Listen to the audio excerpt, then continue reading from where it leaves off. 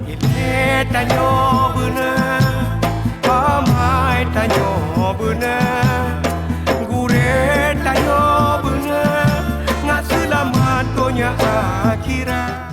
Assalamualaikum warahmatullahi wabarakatuh. Waalaikumsalam. Sangat menarik malam ini Ustaz, tambahan ilmu bahwa panti asuhan tidak diajarkan dalam Islam. Sekarang banyak kita lihat Ustaz seperti rumah yatim. Apakah itu sama dengan panti asuhan? Karena di dalam rumah yatim itu seperti dibentuk pondok tahfidz, menghafal Al-Quran, dan mereka rata-rata memang anak yatim semua. Dan satu lagi Ustaz, panti jompo apakah sama statusnya dalam Islam, tidak dianjurkan atau tidak diajarkan? Mohon penjelasan Ustaz. Terima kasih. Assalamualaikum warahmatullahi wabarakatuh. Iya, terima kasih atas pertanyaannya. Islam tidak mengenal panti asuhan dan panti jompo. Sedangkan sekarang di tempat kita marak ada panti asuhan dan ada panti jompo. Tidak dikenal bukan tidak boleh dipraktekkan. Yang jadi pertanyaan, kenapa tempat itu ada? Kenapa tempat itu ada? Bahwa tempat itu diadakan karena faktor kebutuhan. Banyak anak yatim yang terlantar, tidak ada yang mengurus. Timbullah ide dari seorang yang baik untuk menampung mereka di sebuah tempat, diasramakan. Maka asrama ini kemudian dinamakanlah pondok yatim, panti jompo, panti asuhan dan lain sebagainya. Pertanyaannya, kenapa sampai ada? Tentu ada faktor lain yang terlanggar sebelumnya. Karena ada anak yatim yang tidak diurus oleh kerabat orang tuanya, maka mereka terlantar. Ketika terlantar, datanglah orang-orang yang bertanggung jawab untuk mengurus. 1-2 orang bisa dimasukkan ke rumahnya, tapi kalau sudah lebih dari 5 orang, maka rumahnya tidak mampu menampung. Dibuatlah ada panti asuhan. Pertanyaannya, mengantarkan anak yatim ke panti asuhan apakah salah? Tidak ada yang salah kecuali motivasinya salah. Apa motivasi salah? Karena benci anak itu berada dalam rumahnya, maka diantarkan ke tempat tersebut. Itu yang salah.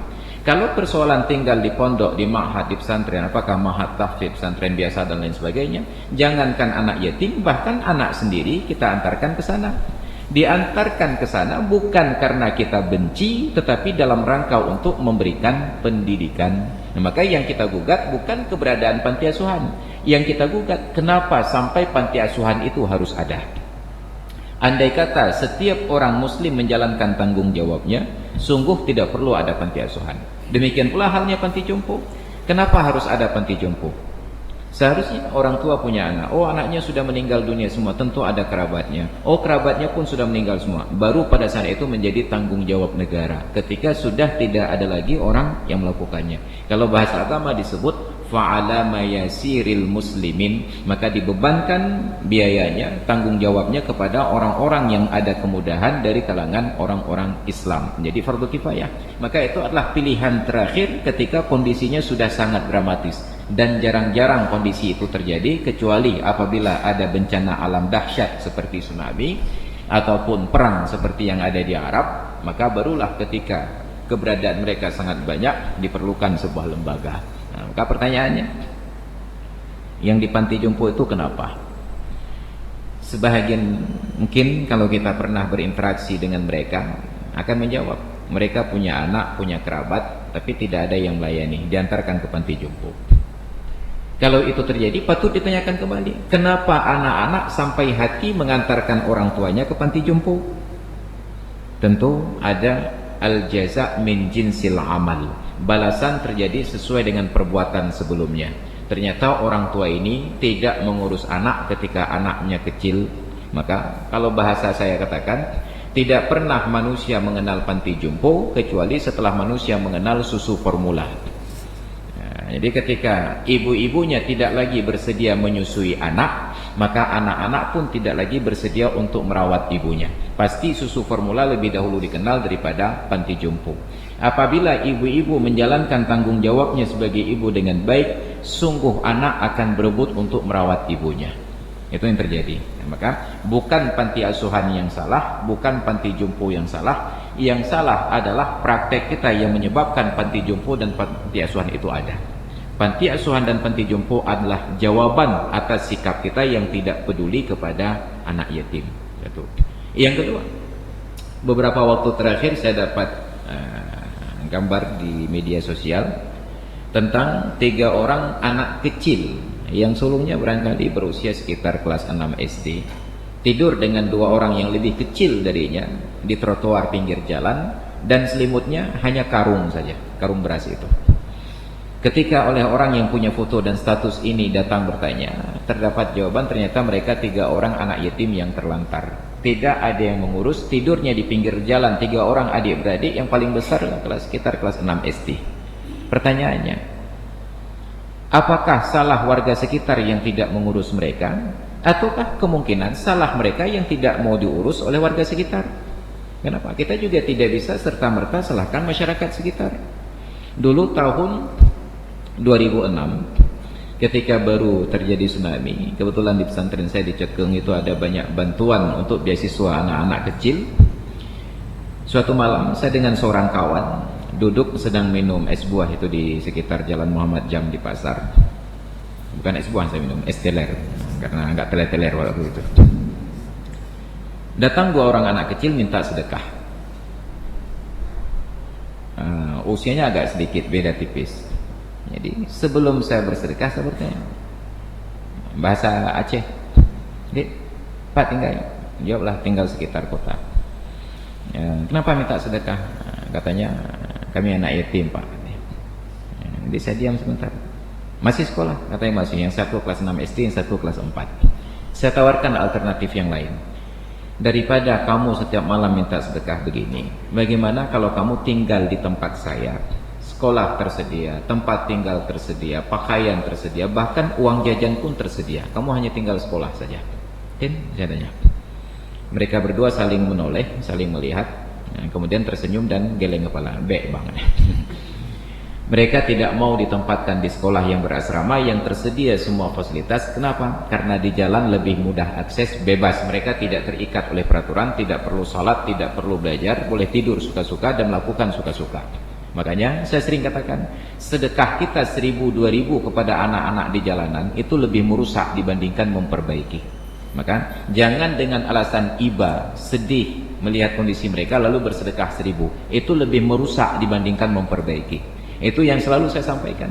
Kalau ada yang minta sedekah, jangan berikan uang yang diminta, tapi berikan apa yang menurut Anda dirasa perlu. Pagi mereka datang minta sedekah, tawarkan sarapan pagi. Tentu pagi itu minta untuk sarapan. Tapi ternyata mereka pun kreatif. Dulu saya pernah terjebak dan pernah saya cerita. Duduk pagi jam 10 di warung kopi, Potiplo. Datang seorang nenek-nenek bertongkat. Karena saya paling depan duduknya, saya senang saf depan tuh, mulai dari sholat sampai di warung kopi. Saya paling depan duduknya, beliau datang menghampiri saya. Langsung geleng kepala, Tengku. Beliau tahu saya Tengku pakai kopiah, pakai kain sarung. Paling mangat lagi dekah coba Tengku, karena Tengku pun pengalaman minta dekah. Tengku dekah betul katanya. Saya katakan, "Mak, saya tidak mau berikan uang, Mak." "Kenapa jauh, Saya tanya. "Kenapa jauh, Saya tidak mau bersedekah 1000. Saya tanya, "Apa betul, Mak? Apa jauh?" Logika saya, jam 10 tentu sudah selesai sarapan pagi. Menyobu baik Tengku. Selamat, saya nggak perlu bersedekah 1000. Ternyata jawabannya kreatif sekali. "Kenapa Tengku? Bungkuh mentang." Musibah lah saya. Bungkuh mentang ya.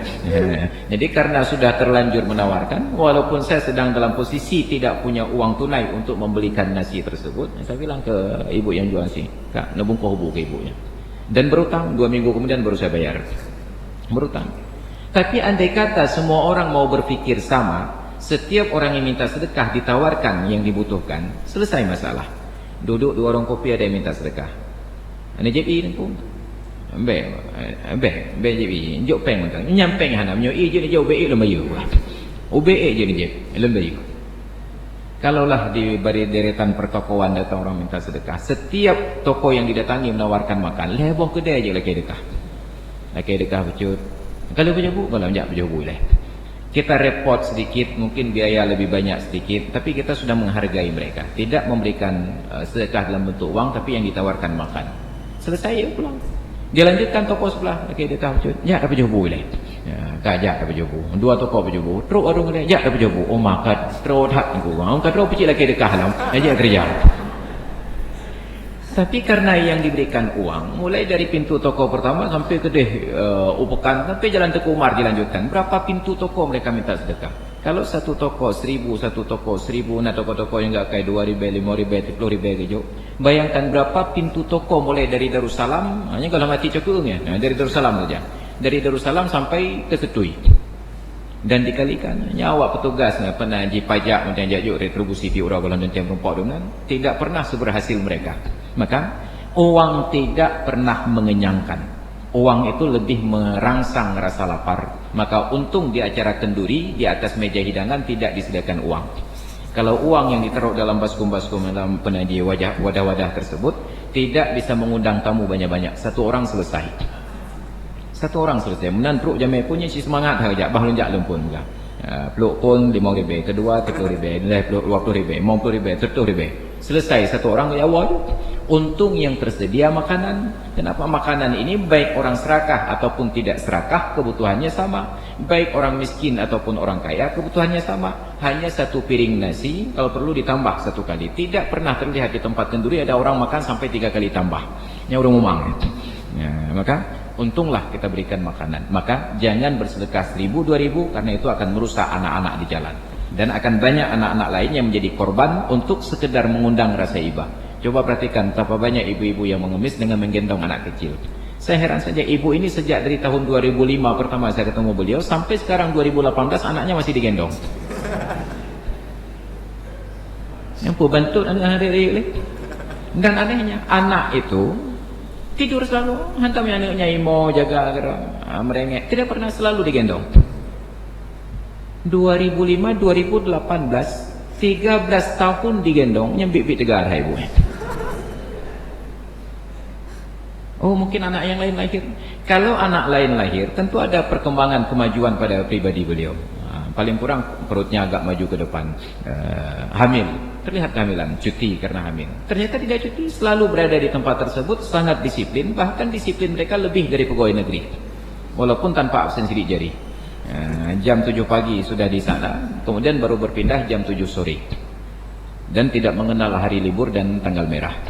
Tetap bekerja. Maka ini kerusakan. Jadi jangan pernah bersedekah 1.000, 2.000. Berikan yang selesai hajat mereka, antarkan ke lembaga pendidikan ataupun berikan tempat yang layak.